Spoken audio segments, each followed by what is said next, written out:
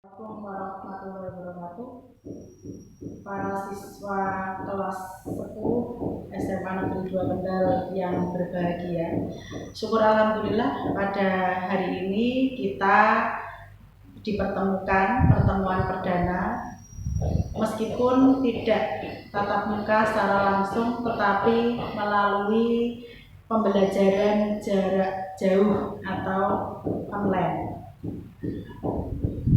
Saya ucapkan selamat pada kalian semua karena telah diterima sebagai siswa SMA Negeri 2 Kendal.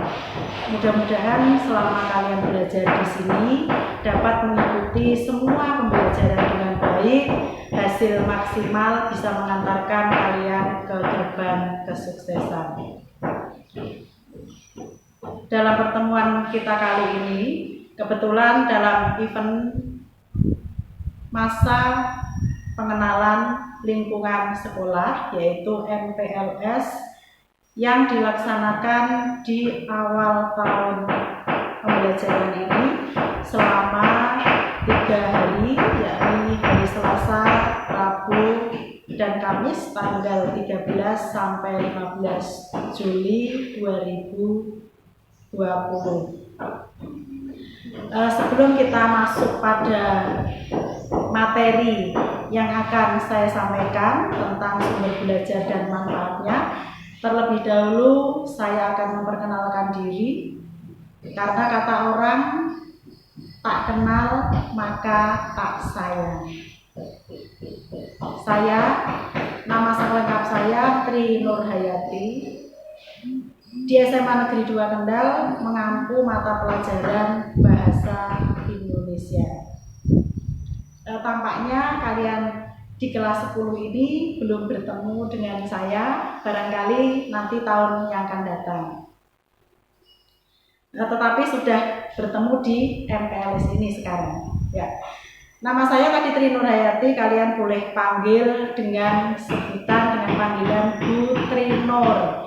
Mengapa harus Bu Tri Nur? Supaya tidak salah sasaran kepada putri yang lain. Kebetulan di SMA Negeri 2 Kendal ini ada 3 putri, yaitu Putri Nurhayati saya, ada Putri Swatini, ada Putri Setiawati. Nah, untuk membedakan silakan panggil saya Bu Tri Nur, itu saja. Itu ya, ayah ya.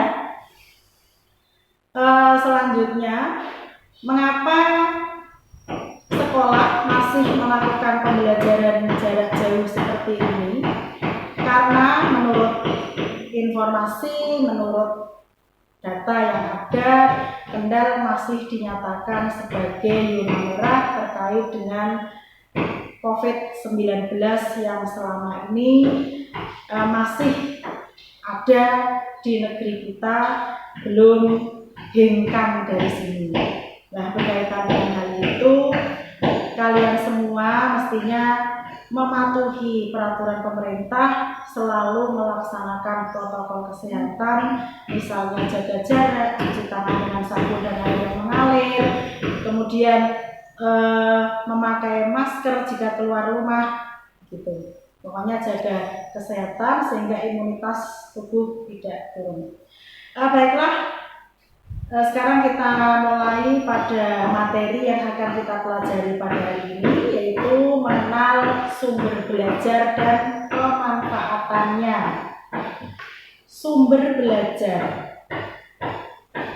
Kalau kita berbicara tentang sumber belajar, berarti segala sesuatu atau bahan yang di sana ada atau kita temukan informasi yang bisa digunakan sebagai bahan belajar agar belajar kita lebih efektif, bisa mendapatkan ilmu pengetahuan, bisa menambah wawasan bagi kita sehingga kalian semua menjadi orang yang lebih pintar.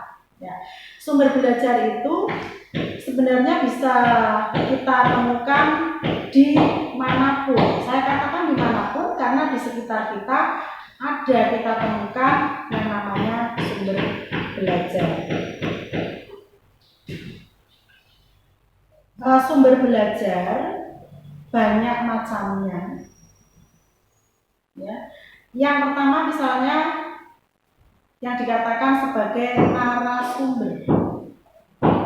Nah, narasumber yang dimaksudkan di sini tentu saja berupa orang atau manusia yang sering kita temui dalam kehidupan sehari-hari, yang memiliki informasi, memiliki pengetahuan dalam bidang tertentu,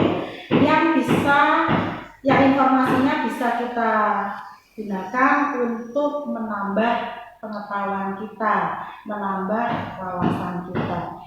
Narasumber di sini bisa bersifat atau mewakili pribadi, bisa juga mewakili sebuah lembaga tertentu.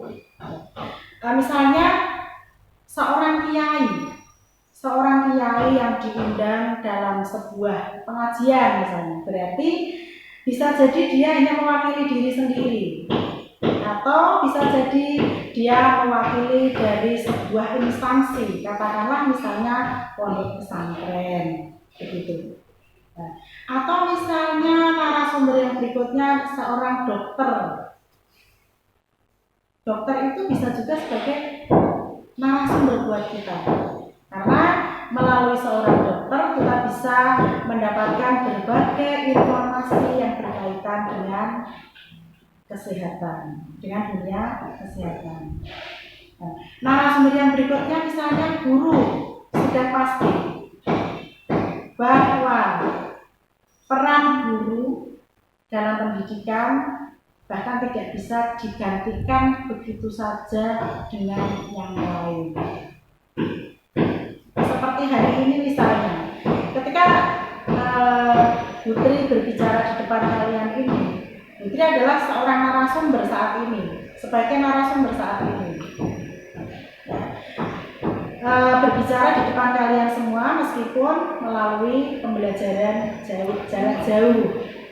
Nah, di sini digunakan teknologi, yaitu teknologi berkaitan dengan internet, teknologi informatika, akan tetapi peran orang dalam hal ini guru tetap tidak bisa digantikan begitu saja. Ya. Narasumber yang lain, misalnya ada seorang polisi, ada jaksa, bahkan yang dimaksud dengan narasumber tidak harus selalu orang-orang yang berada dalam posisi kedinasan, memiliki jabatan, tidak harus seperti itu. Bisa juga beliau kita jadikan sebagai narasumber adalah seorang petani, seorang pedagang, bahkan penjual bakso sekalipun bisa kita jadikan sebagai narasumber, tentu saja sesuai dengan bidangnya masing-masing. Sebagai contoh, misalnya kalian mendapatkan tugas dalam mata pelajaran bahasa Indonesia untuk mempraktikkan materi wawancara. Nah, di sana yang kita wawancarai bebas, yang penting bisa memberikan informasi. Nah, bisa jadi kalian akan pilih seorang petani diwawancarai untuk mendapatkan informasi yang berkaitan dengan pertanian. Kalian bisa bertanya-tanya kepada Pak Tani bagaimana cara atau langkah-langkah bercocok tanam. Misalnya bagaimana cara menanam padi, tahapan-tahapannya bagaimana.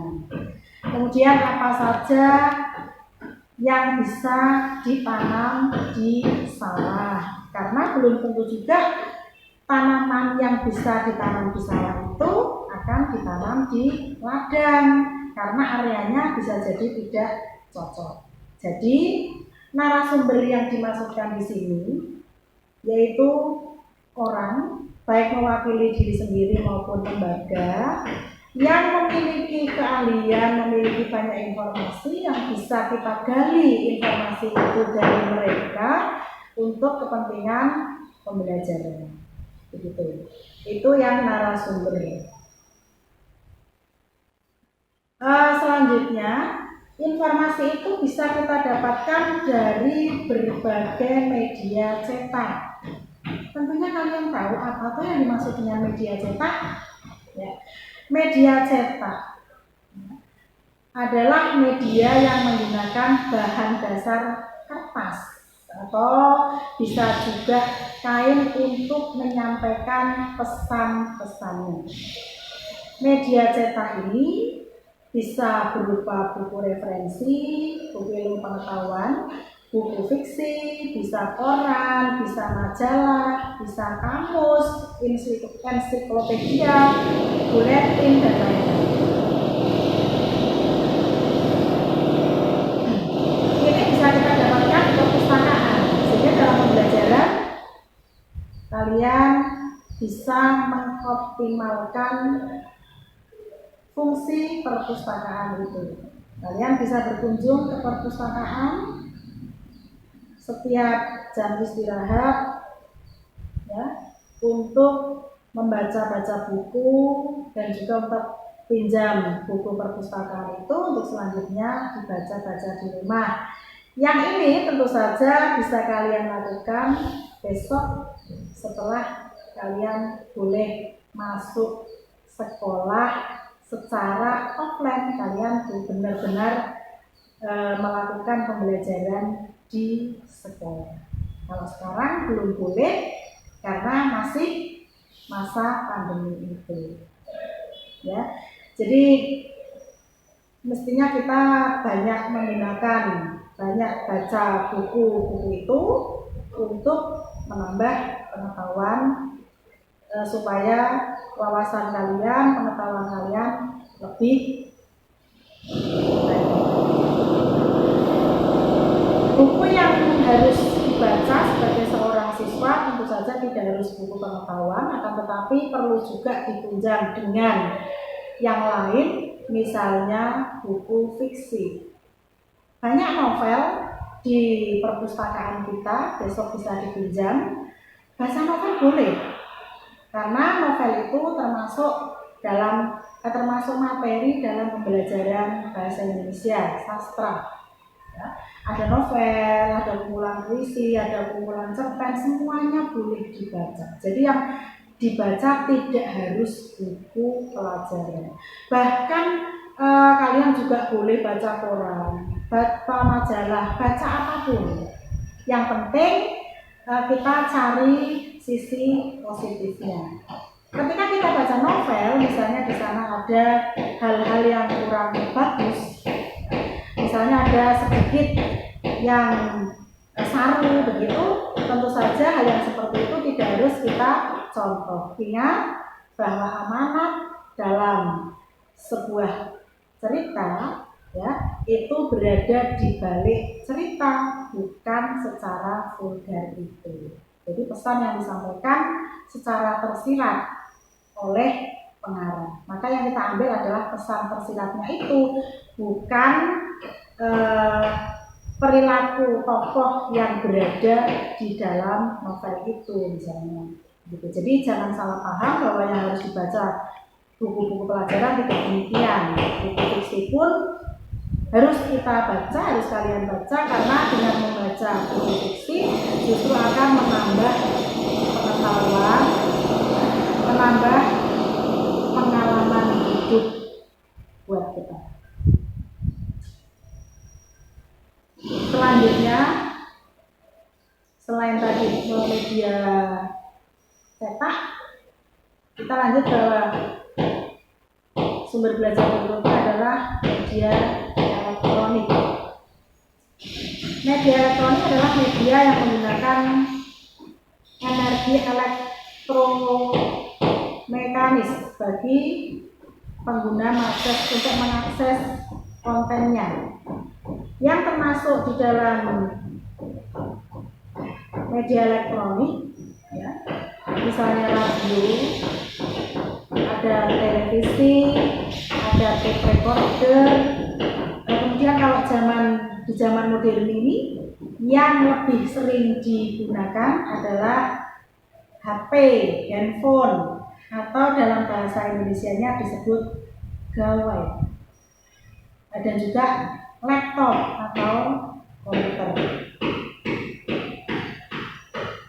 Sekarang orang-orang, bahkan hampir semua orang, justru lebih senang menggunakan media elektronik yang berupa HP ini karena lebih praktis, bisa dibawa kemana-mana. Baik HP, laptop maupun komputer bisa dihubungkan dengan jaringan internet. Nah, ini yang pada akhirnya mempermudah kita semua untuk mendapatkan informasi apapun, bahkan dimanapun tempatnya. Melalui internet ini kita bisa mengintip, bahkan nonton dunia melalui gawai yang ada di tangan kita. Ya. Jadi kalau kita menggunakan HP, menggunakan laptop, menggunakan komputer, kemudian dikonekkan ke internet, mestinya kita gunakan untuk mengakses hal-hal yang positif, yang berkaitan dengan pembelajaran, karena kalian sebagai seorang siswa, yang tugas siswa adalah belajar. Tugas utama seorang siswa adalah belajar, sedangkan yang lain-lain itu hanya tambahan saja. Misalnya di rumah bantu ibu, cuci piring, cuci baju, menyapu, itu sebagai tugas tambahan yang harus kalian lakukan sebagai pembiasaan, sehingga besok kalau kalian punya rumah sendiri sudah bisa melakukan hal-hal yang seperti itu. Kalau tidak pernah melakukan hal yang seperti itu, nanti ketika kalian dewasa memiliki rumah sendiri, itu rasanya canggung untuk nyapu saja tidak bisa, cuci piring tidak bisa. Nah, tidak seperti itu. Nah, kalau laki-laki apa harus juga bantu ibu, Bu? Ya iyalah, meskipun anak laki-laki harus tetap bantu ibu untuk kegiatan pembiasaan, supaya pinter, supaya bisa untuk jaga-jaga besok kalau kalian sudah dewasa dan punya rumah sendiri itu tadi. Ya, jadi sekali lagi Putri ulangi bahwa tugas kalian sebagai seorang pelajar adalah belajar. Tugas utamanya belajar. Meskipun pembelajaran itu masih dilakukan dengan cara jarak jauh seperti sekarang ini. Dalam situasi dan kondisi apapun, belajar harus tetap berjalan. Belajar harus tetap kita laksanakan.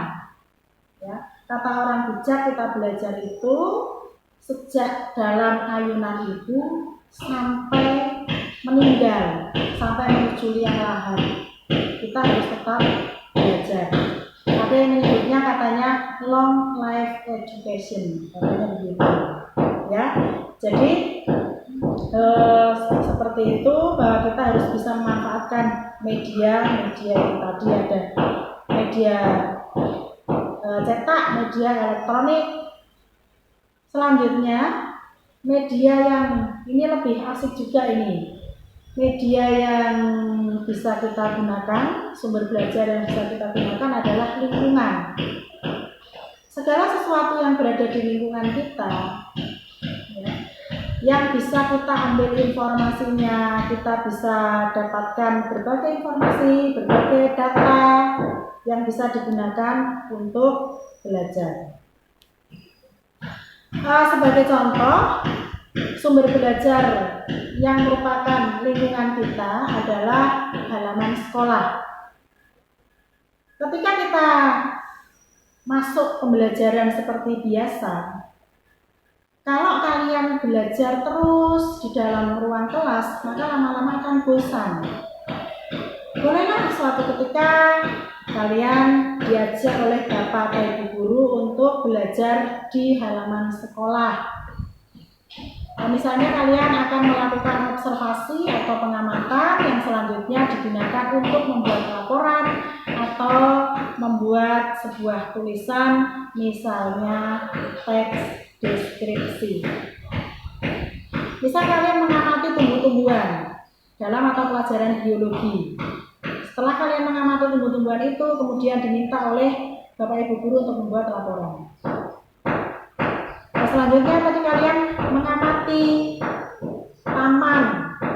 taman yang ada di sekolah.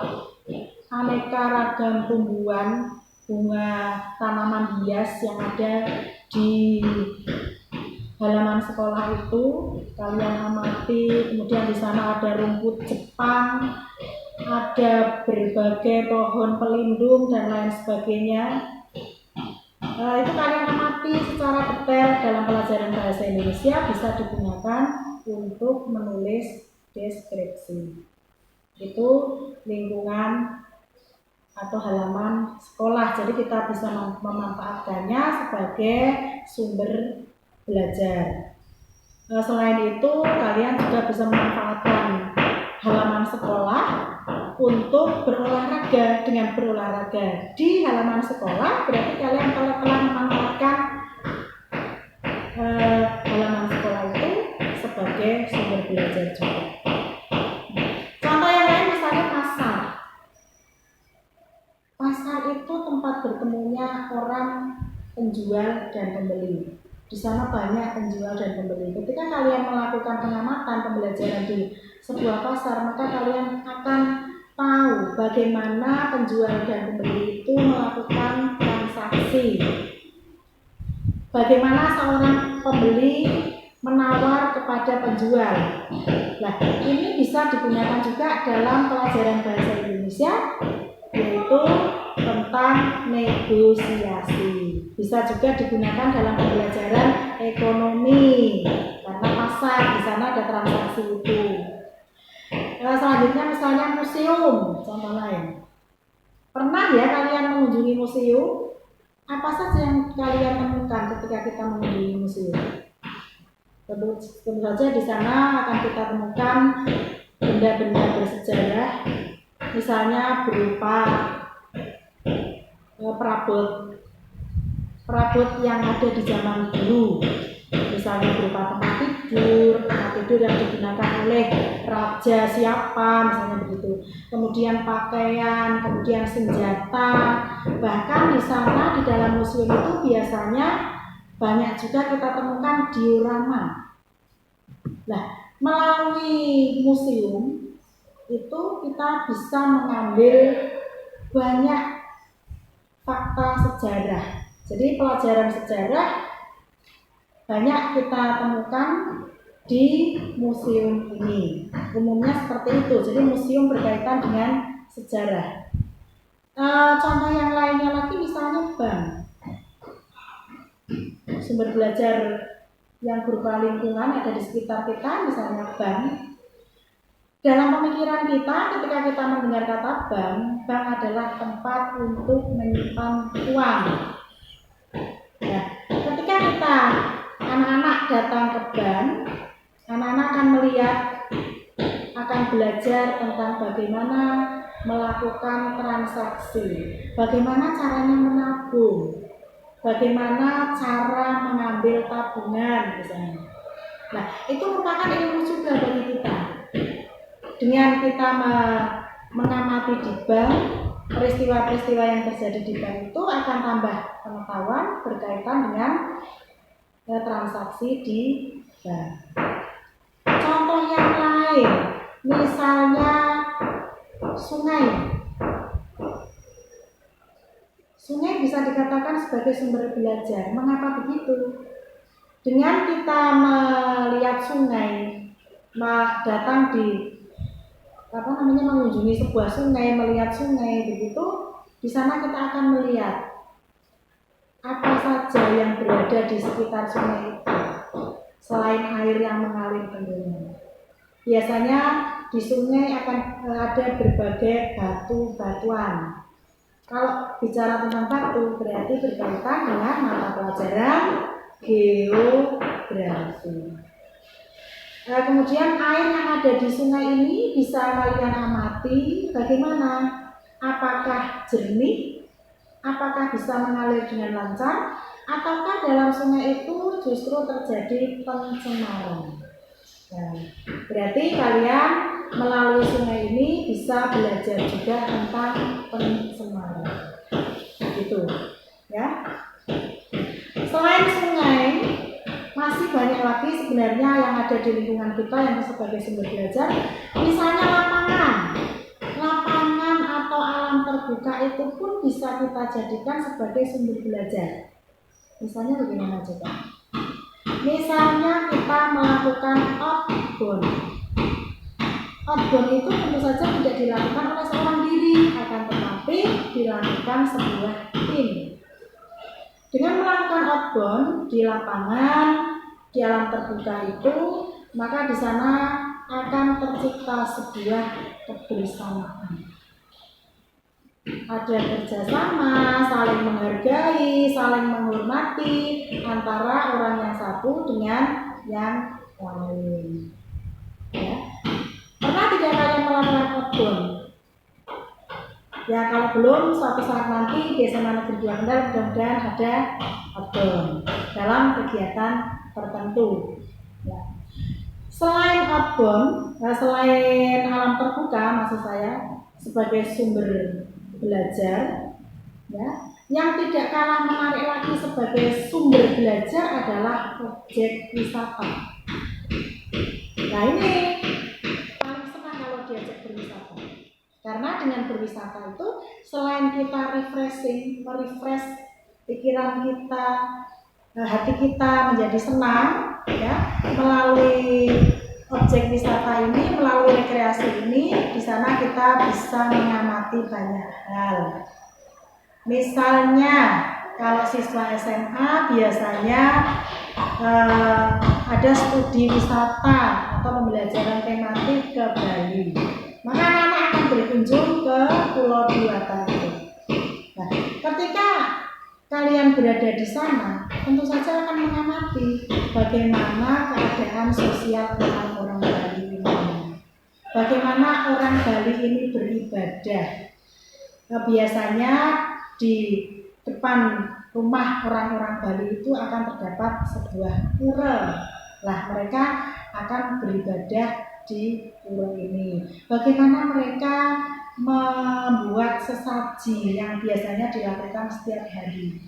Bagaimana budaya yang ada di sana selain sesaji itu tadi, misalnya ada berbagai tari-tarian yang bisa kita tonton, yang bisa kita lihat dalam sebuah pertunjukan. Jadi ketika kita datang ke Pulau Bali, kita akan mengamati bagaimana keadaan sosial masyarakat orang Bali, kebiasaan orang Bali itu, budaya orang Bali, tradisi orang Bali, atau yang biasa disebut sebagai warna lokalnya orang Bali itu, bahasanya juga berbeda dengan bahasa Jawa. Maka kalian akan mengamati secara komplit bagaimana ciri-ciri atau karakteristik Bali yang tentu saja berbeda dengan Jawa itu. Ya. Selain objek wisata, peristiwa juga bisa kita jadikan sebagai sumber belajar. Misalnya ada sebuah banjir, ya. Ada banjir, bukan sebuah ya. Misalnya ada peristiwa banjir. Nah, dari banjir itu kalian akhirnya akan belajar apa yang menyebabkan banjir, apa yang mengakibatkan banjir, bagaimana ketika masyarakat terkena musibah banjir itu, ya. Nah, kita bisa banyak belajar dari peristiwa-peristiwa itu. Tidak hanya banjir, misalnya juga dari adanya COVID-19 di Indonesia ini, yang akhirnya kita juga bisa belajar dalam banyak hal. Misalnya kita harus jaga jarak, kita harus jaga kondisi kesehatan supaya kita tidak drop, imun kita tidak drop dan tidak mudah terkena virus apapun. Ya, jadi itu tadi banyak hal sumber informasi yang bisa kita dapatkan yang berada di sekitar kita. Nah, bagaimana cara pemanfaatannya? Tentu saja kita manfaatkan secara optimal, secara maksimal. Kita gunakan sumber-sumber belajar itu untuk mendapatkan berbagai informasi yang kita butuhkan. Ya, satu hal yang perlu kalian ketahui terkait dengan masalah internet tadi yang sudah kita sampaikan di depan, kita bahas di depan, bahwa melalui internet kita memang bisa melihat dunia manapun, kita bisa melihat informasi apapun, kita bisa menggali informasi apapun, ya. Akan tetapi melalui internet itu kalian bisa mengakses hal-hal yang negatif. Nah, sebagai seorang pelajar yang tentu saja memiliki berpedoman pada etika, pada moral, ya, etika tertentu berkaitan dengan sopan santun, dengan baik dan tidaknya kita melakukan sesuatu, maka hendaknya tidak mengakses hal-hal yang bersifat negatif yang ada di internet. Karena dengan membuka situs-situs yang negatif, membuka gambar-gambar yang kurang baik, membuka gambar-gambar porno misalnya, itu akan mengganggu otak kita, akan mengganggu imajinasi kita. Maka hal yang seperti itu sebaiknya tidak dilakukan. Silakan manfaatkan internet, manfaatkan HP, tetapi dalam hal yang positif. Ya. Nah, dengan kita berperilaku yang positif, insya Allah nanti akan membawa kita kepada kesuksesan. Ya, begitulah yang bisa Putri sampaikan pada hari ini. Mudah-mudahan di kesempatan lain kita masih bisa bertemu kembali. Terima kasih atas perhatian kalian semua. Mohon dimaafkan jika ada hal-hal yang kurang berkenan. Akhirnya, wassalamualaikum warahmatullahi wabarakatuh.